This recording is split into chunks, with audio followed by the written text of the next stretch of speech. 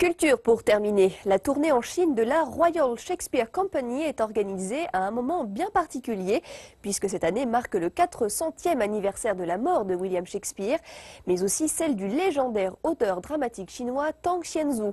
À cette occasion, le Centre national des arts du spectacle de Beijing propose une initiative culturelle croisée.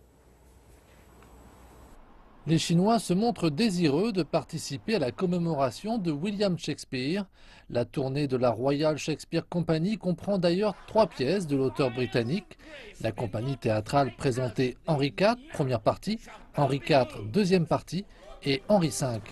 Les représentations ont eu lieu au Centre national des arts du spectacle de la capitale chinoise, puis la troupe s'est dirigée vers Shanghai et Hong Kong.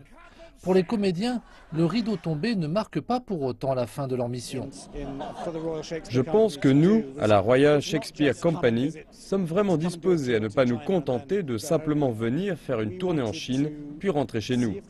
Nous voulions voir s'il y avait un moyen de collaborer plus profondément.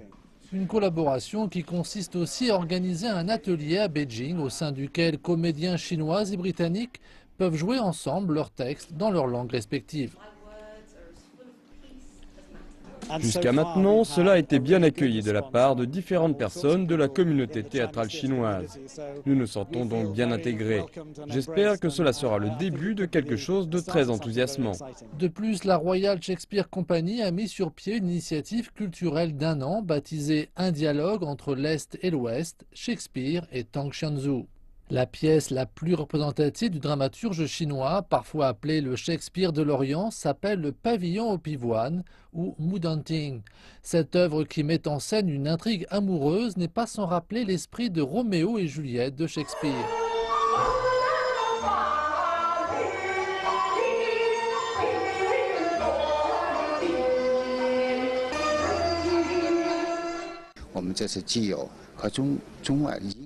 Cette fois, nous avons des forums de théâtre dans lesquels participent des artistes britanniques et chinois, des ateliers, des cours donnés par des maîtres.